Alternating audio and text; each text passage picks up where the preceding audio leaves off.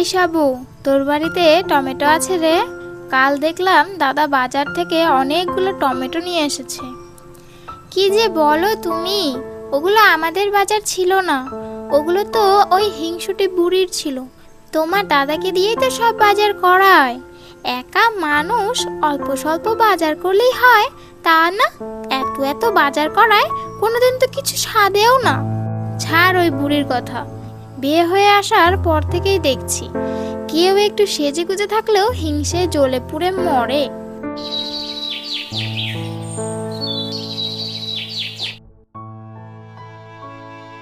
পূর্ণিমা, চল তো একটু আমার বাড়ি, কয়েকটা চাল কুমড়ো ধরেছে গাছে, এই কোমর নিয়ে আর পারি না, তুই একটু পেরে দিবি চল।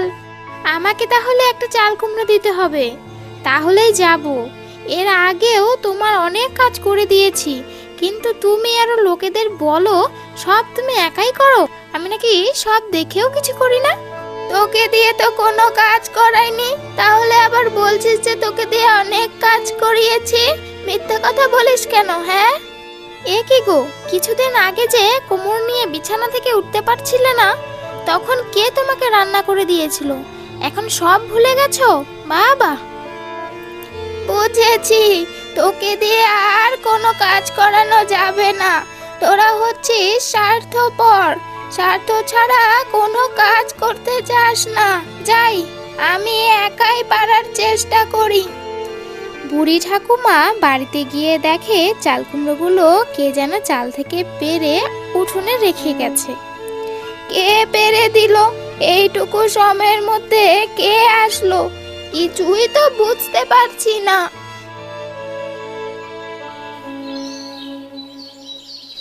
তার পরের দিন সকালে, এ কি, শিবুর বাড়িতে একটা গাছে এত লঙ্কা হয়েছে, আর আমার লঙ্কা গাছটা কেমন যেন নেতিয়ে গেছে। আমার বাড়িতে যে জিনিস হবে না, সেই জিনিস তো অন্যের বাড়িতেও আমি হতে দেব না, এখনই এর ব্যবস্থা করছি।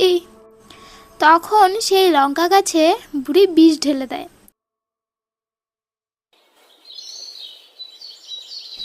তার পরের দিন সকালে, পরের দিন শিবুর বউ লঙ্কা গাছটাকে দেখে খুব কষ্ট পায়। হায় ভগবান গো, এটা কি করে হলো? আমি কত কষ্ট করে এই গাছটাকে বড় করলাম, আর সেই গাছটার আজ এই অবস্থা। কে করলো এমনটা? কার মন এত ছোট?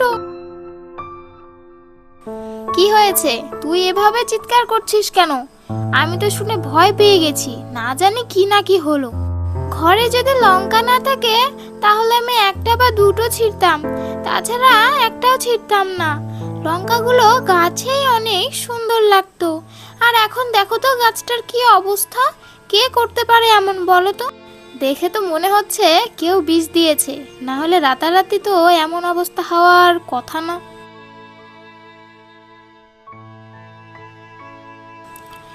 সেদিন আমার চাল কুমড়ো গুলো পেরে দিতে যাসনি যে, তাই এই দশা হয়েছে। এ কথা বলে বুড়ি চলে যায়। দেখেছো কেমন কথা শুনিয়ে গেল? আমার তো মনে হচ্ছে এই বুড়িই কাজটা করেছে, কিন্তু কোনো প্রমাণও তো আমার কাছে নেই, কিছু তো বলতেও পারবো না। পিসি পিসি, কাল আমি দেখেছি ওই হিংসুটি ঠাকুমাটাই তোমার লঙ্কা গাছে বিষ ঢেলেছে, সাথে আরো বিড়বিড় করে কিছু বলছিল, আর তাড়াতাড়ি করে চলে গেল। দেখেছো, আমি যেটা সন্দেহ করেছিলাম সেটাই ঠিক হলো। এই বুড়িকে তো আমি শিক্ষা দিয়েই ছাড়বো, আজ না হয় কাল। কিছুদিন পর বুড়ির শরীরটা খুব খারাপ করে, কোমরের ব্যথাটাও অনেকটা বেড়ে যায়। বুড়িমা কেমন আছো? কোমরটা নিয়ে নড়তে পারছি না রে পূর্ণিমা, আমি মনে হয় আর বাঁচবো না। আমার খুব খিদে পেয়েছে, একটা কিছু রান্না করে দে না রে পূর্ণিমা, আমি যে আর পারছি না। আমি তো রান্না করে খাওয়াতে পারবো না, তুমি সেদিন আমার লঙ্কা গাছটায় বীজ দিয়েছিলে, এ কথা কি আমি ভুলে যাব? আর তুমি যে বীজ ঢেলেছো এটা কি আমি দেখিনি ভেবেছো? সব দেখেছি, কিন্তু মুখ বুঝেছিলাম, তোমাকে কিছুই বলিনি, তুমি বয়সে বড় দেখে। পূর্ণিমা রে, আমি এখন বুঝতে পারছি আমি সত্যি অন্যায় করেছি। তোদের ভালো আমি দেখতে পেতাম না, আর তার শাস্তি ভগবান আমাকে দিচ্ছে। মারে, একটু খেতে দে। আমার রান্নাঘরে গিয়ে দেখ, অনেক সবজি আছে, কিছু একটা করে দে। তুমি যে কেমন মানুষ বুঝি না। এখন আমি তোমাকে যত্ন করে সুস্থ করে তুলবো, আর তুমি সুস্থ হয়ে গেলে সে আমাকেই ভুলে যাবে। না রে পূর্ণিমা, ভুলবো না।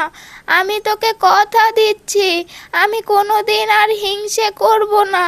এখন থেকে ভালো হয়ে যাব। আমি তোমার জন্য খাবার নিয়ে আসছি। আগে থেকেই আমি তোমার জন্য রান্না করে রেখেছি, কারণ তুমি আমার মায়ের বয়সী, আমার মা তো নেই, তাই তুমি আমার পছন্দ না করলেও আমি করি। কিছুদিন পর পূর্ণিমার আদর যত্নে বুড়িমা কিছুটা সুস্থ হয়ে ওঠে। ও একদিন পূর্ণিমাকে ডেকে বলে, পূর্ণিমা, তুই আমার নিজের বৌমা না, তাও আমার কত খেয়াল রাখিস। আর আমার ছেলে আর ছেলে বউ তো আমাকে এই গ্রামে একা ফেলে শহরে চলে গেছে। তাতে কি হয়েছে? আপনি কষ্ট পাবেন না, আমি তো আছি। আপনার কি লাগবে আমাকে বলবেন, আমি চেষ্টা করব করে দেওয়ার। এই দেখ, এই হাড়গুলো আমি ভেবেছিলাম মরার আগে আমার ছেলের বউকে দিয়ে যাব, কিন্তু না, এগুলো পাওয়ার যোগ্য একমাত্র তুই রে পূর্ণিমা। এসব কিছুই আমার লাগবে না, এগুলো আপনার কাছেই রাখুন। আর আপনি যে এখন আমাকে মন থেকে বৌমা মেনেছেন, এটাই অনেক। না রে মা, তুই এগুলো তোর কাছে রাখ, আমার শরীরের ঠিক নেই, কখন কি হয়ে যায়, বয়স তো দিন দিন বেড়েই চলেছে। এসব কথা বলবেন না, আপনি আমাদের সাথে হাসি খুশিভাবে থাকুন, মেলামেশা করুন, তাহলেই হবে। এর চেয়ে বেশি আমি আর কিছুই চাই না।